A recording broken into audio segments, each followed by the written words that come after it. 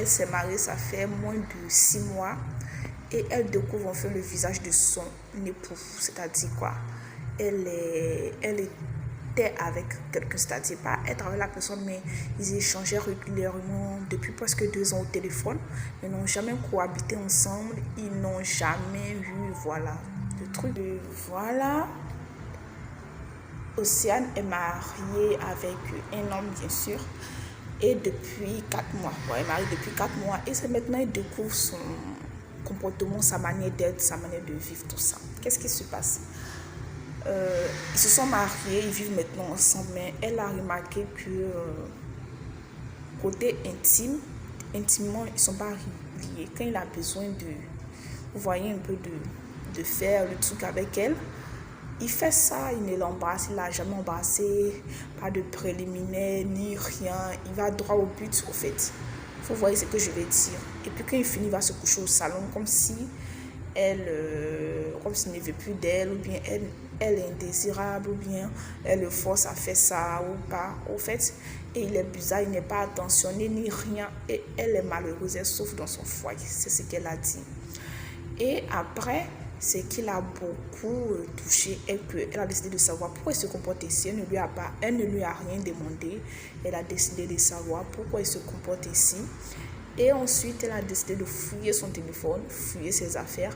Elle a découvert que dans son téléphone, à lui, bien sûr, le monsieur avait des conversations avec plusieurs filles. C'est-à-dire, il a des relations intimes avec plusieurs filles. Et il y en a même une où il s'en occupe comme si c'était sa femme, où il est au sérieux. Il donne de l'argent pour qu'elle s'entretienne.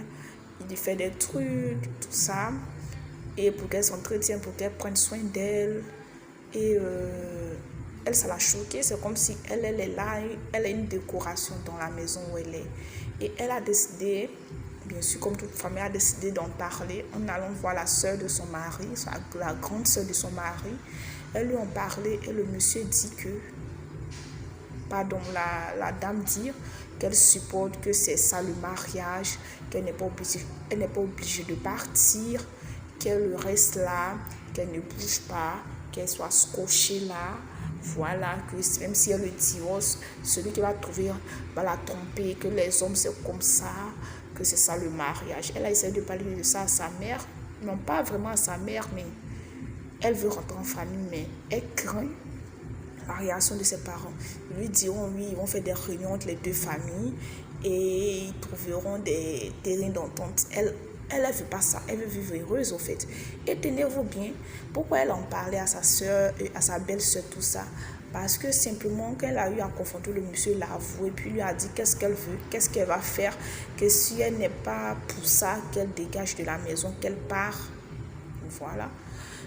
Notons qu'ils n'ont pas encore d'enfants et elle est femme au foyer, elle ne fait rien, c'est-à-dire elle n'a pas une source de revenus, elle est en quête d'emploi, elle ne travaille pas encore. En tout cas, ça la saoule, elle ne veut plus être dans ce mariage, elle veut partir. Si vous avez déjà eu à être confronté à ce genre de choses, dites ce que vous pensez en commentaire. Doit-elle partir? Doit-elle rester? Doit-elle... Voilà quoi. Dites ce que vous pensez en commentaire. D'ici là, portez-vous bien. N'oubliez pas de liker, partager et surtout abonnez-vous.